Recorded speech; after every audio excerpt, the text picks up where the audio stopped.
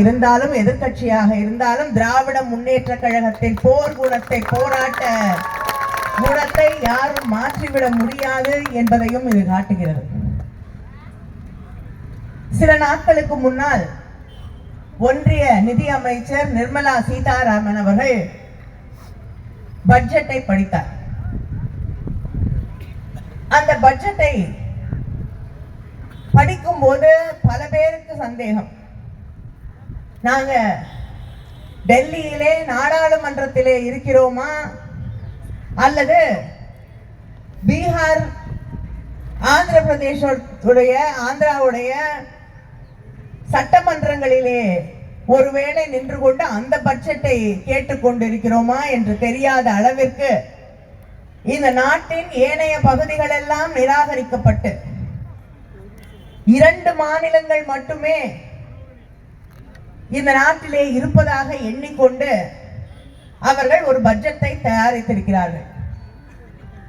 2 மாநிலங்களுக்கும், பீகாராக இருக்கட்டும் ஆந்திராவாக இருக்கட்டும், அவர்களுக்கு நிதி அளித்து அந்த மாநிலங்களை முன்னேற்றுவதிலே நமக்கு யாருக்கும் 2 வேற கருத்துக்கள் கிடையாது. ஆனா ஒன்றே ஒன்று, நம்முடைய முதலமைச்சர் அவர்கள் சொல்லி இருப்பது போல பணத்தை அறிவித்திருக்கிறார்கள். வருமா வராதா தெரியாது. எனக்கு தெரிஞ்சு ஒன்றிய அரசாங்கம் அறிவிப்புகளை மட்டுமே செய்யும். அதுக்கப்புறம் என்ன ஆச்சுனே தெரியாது. இன்று அவர்களுக்கு ஆட்சி பொறுப்பிலே இருக்க அமித்ஷா அவர்கள் அதிமுக ஆட்சியில இருந்த பொழுது 2வது பேஸ் மெட்ரோக்கு அவரே வந்து அடிக்கல் நாட்டி விட்டு சென்றிருக்கிறார். இப்பொழுது அதற்கான பணம் கொடுக்கப்படவில்லையே, எப்பொழுது தருவீர்கள் என்று கேட்டால் மத்திய அமைச்சர் வந்து அடிக்கல் நாட்டிய திட்டத்துக்கு இன்னும் கிளியரன்ஸ் இருக்கா இல்லையா, காசு கொடுப்பாங்களா கொடுக்க மாட்டாங்களா பதிலுக்கு சொல்ல முடியல. இப்படி ஒரு ஆட்சி தனக்கு வாக்களிக்காத மக்களை எல்லாம், தான் ஆட்சி பொறுப்பிலே இருப்பதற்கு பயன்படாதவர்களை எல்லாம் பழிவாங்க வேண்டும் என்றே ஆட்சி நடத்தி கொண்டிருக்கக்கூடிய ஆட்சிதான் பாஜக ஆட்சி. எந்த ஊருக்கு போய் கேட்டாலும் இங்க இல்ல. ஆனால் 100 நாள் வேலை, நகரங்களை விட்டு வெளியே காலடி எடுத்து வைத்தால் முதலிலே அங்கே இருக்கக்கூடிய பெண்களும் ஆண்களும் கேட்கக்கூடியது 100 நாள் வேலை கிடைக்கல, 100 நாளுக்கு சம்பளம் வரல, 10 நாள் வேலை கொடுக்கறதே பெரிய விஷயமா இருக்குன்னு ஒவ்வொரு ஆண்டும் ஒவ்வொரு முறையும் நாங்கள் தொடர்ந்து மத்திய அரசாங்கத்திடம், ஒன்றிய அரசாங்கத்திலே மோடியிடம் தெரிவித்துக் கொண்டிருக்கிறோம். நீங்க பணம் ஒதுக்க மாட்டேங்கிறீங்க, பணம் ஒதுக்க மாட்டேங்கிறீங்க. பணம் ஒதுக்கலைன்னா எப்படி 100 நாள் வேலை கொடுக்க முடியும்? சென்ற ஆண்டு நிதி ஒதுக்கினார்கள், இத்தனை வருஷத்துல ஒதுக்கினதை விட குறைவாக ஒதுக்கினார்கள். அதுக்கு செலவு செஞ்சது ஒதுக்கின நிதியை விட குறைவாக செலவு செய்திருக்கிறார்கள். எப்படி வேலை கொடுக்க முடியும்? இந்த ஆண்டு அதை விட குறைவாக நிதி ஒதுக்கப்பட்டிருக்கிறது. என்ன காரணம் சொல்றாங்க? போன வருடம் ஒதுக்கிய நிதியையே முழுமையாக செலவு செய்ய முடியவில்லை. நீ வேலை கொடுக்கல, சம்பளம் கொடுக்கல, எப்படி செலவு பண்ண முடியும்?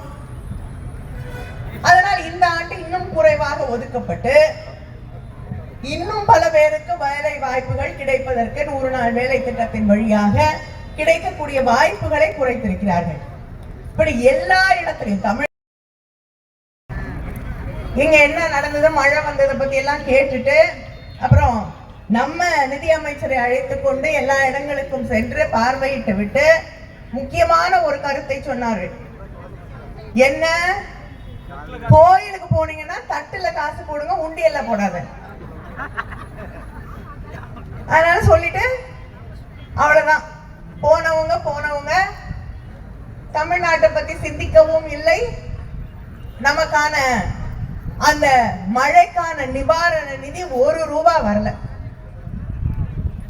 ஆனா தேர்தல் நேரத்திலே மோடி தமிழ்நாட்டுக்கு 8 தடவை 10 தடவை வந்தார். பட்ஜெட்ல நம்ம பேரு 1 தடவை கூட வரல. தமிழ்நாட்டுக்கு வந்து நான் தமிழ்னா பொருட்றைய நான் தமிழ் பேசணும் இது அதுன்னாரு. ஆனா பட்ஜெட் எழுதும் போது தமிழ்நாட்டு பேரே அவங்களுக்கு ஞாபகம் வரவில்லை. ஆனா ஜிஎஸ்டி மட்டும் நம்ம கிட்ட வரி மட்டும் வாங்கிக் கொள்கிறார்கள். நாங்க சொல்ல முடியுமா? நாம சொன்னா என்ன ஆகும்? நாங்க வரி, நீ எனக்கு காசே கொடுக்க மாட்டேங்கிற, நான் ஏன் வரி கொடுக்கணும்னு கேட்டா நீங்க எப்படி நாட்டை நடத்துவீர்கள்? இப்படி தொடர்ந்து மாநில அதிகாரங்களை பறித்துக் கொண்டு, மாநில உரிமைகளை பறித்துக் கொண்டு, இப்பொழுது மாநில வரிகளையும் பறித்துக் கொண்டு மாநிலங்களுக்கு வர வேண்டிய நிதியை தரவில்லை என்றால் நமக்கு வர அத்தனை வருமானத்தையும் வாங்கிட்டு போயிடுறாங்க. வாங்கிட்டு போயிட்டு திருப்பி கொடுக்கலன்னா அந்த மாநிலத்தை எப்படி நிர்வாகம் செய்வது? மக்களுக்கு தேவையான சாலை வசதிகள், வளர்ச்சி பணிகள், மருத்துவ தேவைகளுக்கான நம்முடைய முதலமைச்சர் ஒவ்வொரு நாளும் மக்களுக்கான திட்டங்களை அறிவித்துக் கொண்டிருக்கிறார். எந்த நிதி நெருக்கடி வந்தாலும் அதை செயல்படுத்தி காட்டிக் கொண்டிருக்கிறார்கள்.